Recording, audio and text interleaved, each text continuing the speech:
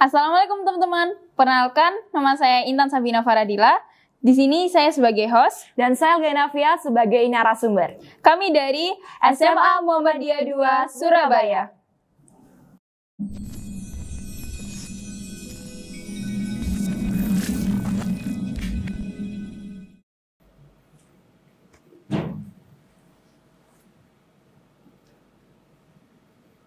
Assalamualaikum semuanya. Kembali lagi sama aku di Ngobrol bareng Milenial. Kali ini kita kedatangan tamu yang sangat spesial karena dia ini bunglon banget loh. Dan dia juga bisa menjelma seperti Power Ranger. Karena dia ini pintar banget dalam public speaking, lalu membaca berita, dan dia juga seorang MC gitu loh. Gimana gak ketar-ketir coba kalau misalnya posisi aku yang sekarang bakalan diambil sama dia. Tapi gak apa-apa teman-teman, karena yang namanya rezeki juga gak akan kemana. Teman-teman udah bisa nebak nggak dia ini siapa? Kalau belum, kita langsung aja panggilkan Elga Ignavia. Halo Intan. Halo semuanya. Assalamualaikum Elga. Kaifa halul? Waalaikumsalam. Alhamdulillah bikhair. Gimana nih Intan kabarnya juga? Dilihat ini Masya Allah cantik banget ya hari ini. Ada Masya Allah. Seneng dong yang pastinya karena ketemu kamu dan alhamdulillah juga kabar aku juga sehat. Apalagi kita juga udah lama banget nggak ketemu nggak sih? Karena makanya aku seneng banget gitu loh. Elga, kamu kan akhir-akhir ini kayak kelihatannya sibuk banget gitu kan ya. Kalau boleh tahu kesibukan kamu akhir-akhir ini tuh apa sih? Ya seperti biasa ya Tan, kalau seorang pelajar itu kalau nggak nugas ya lomba, apalagi aku kan ketua Smamda Broadcasting, jadinya ya ngurusin hal inilah hal itu, jadi akhir-akhir ini pusing banget Tan. Iya sih bener banget sih, kalau aku juga jadi kamu juga pusing banget sih, apalagi kayak kita juga ada pekerjaan sekolah kan gitu. Kalau misalnya kamu kan jadi ketua broadcasting nih, bisa ceritain nggak ya alasan kamu menjadi ketua broadcasting itu apa?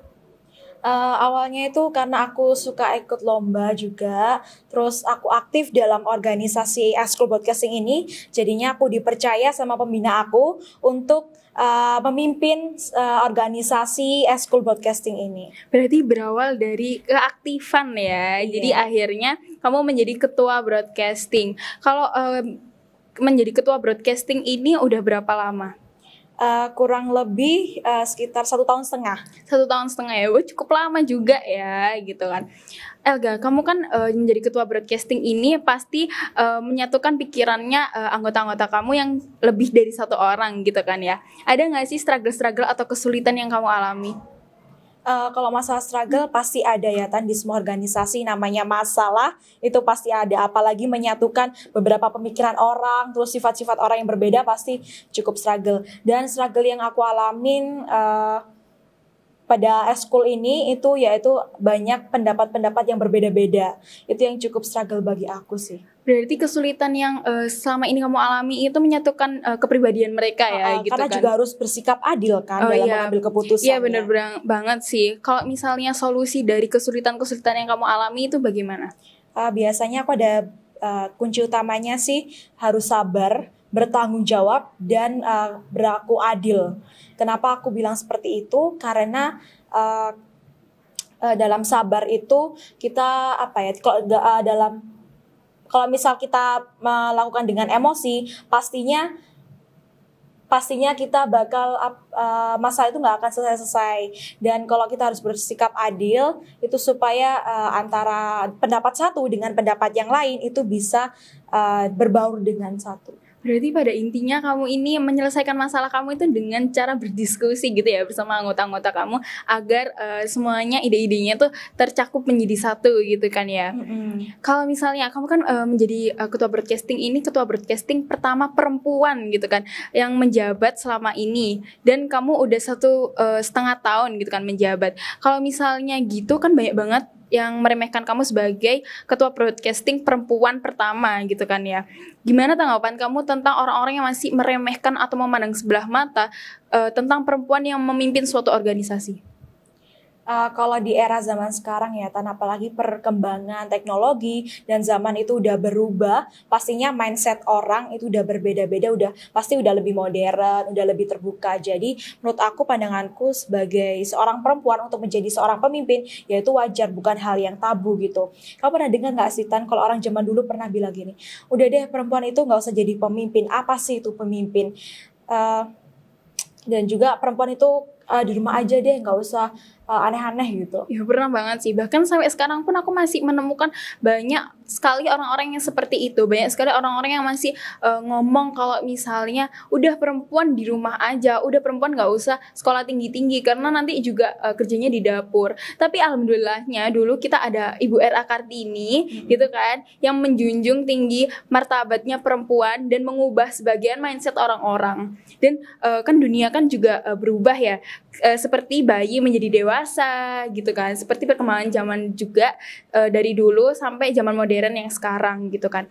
Kalau misalnya Elga nih ada kesempatan untuk mengubah mindsetnya orang-orang, untuk mengedukasi orang-orang gitu, apa yang Elga akan lakukan? Kalau aku ya udah ada rencana, aku akan bikin sebuah gerakan seperti gerakan Aisyah yang dibuat oleh Muhammadiyah, yang berisikan wanita-wanita hebat di dalam sana, wanita-wanita yang akan menjadi pemimpin bangsa. Jadi aku sangat terinspirasi dari gerakan Aisyah ini untuk aku terapkan ke dalam kepemimpinanku dalam anggota broadcasting. Wah, keren banget ya. Berarti kamu ini akan menerapkan gerakan Aisyah ini kepada teman-teman kamu, kepada anggota-anggota kamu juga ya. Ya ampun, teman-teman di rumah kita belajar banyak banget dari Elga, karena bahwa sebagai perempuan itu kita tidak perlu takut untuk memulai sesuatu hal seperti pekerjaan lelaki dan untuk memimpin suatu organisasi. Oke, buat Elga ada nggak sih pesan-pesan buat teman-teman yang ada di rumah gitu? Boleh dong kasih, apalagi kan banyak banget sekarang yang kayak masih belum pede untuk memulai kepemimpinan di suatu organisasi. Boleh dong semangatnya buat teman-teman yang di rumah. Boleh dong. Jadi aku pernah dengar ada quotes yang bilang bahwasanya wanita telah dilatih untuk berbicara dengan lembut dan membawa listrik, tetapi hari-hari itu telah berakhir. Gitu. Jadi maknanya bahwasanya perempuan sekarang udah lebih bebas untuk mengekspresikan diri. Gitu. Wah, keren banget ya teman-teman. Boleh dong yang ada di sini beri tepuk tangannya buat Elga. Oke, buat teman-teman yang ada di rumah, terima kasih udah nonton podcast ini sampai akhir. Dan buat Elga juga udah terima kasih banget udah nemenin aku juga di sini gitu kan ya. Buat teman-teman semuanya boleh dong minta bantuan like-nya di video ini. Dan terima kasih, sampai jumpa lagi di Ngobam, ngobrol bareng milenial. Wassalamualaikum warahmatullahi wabarakatuh.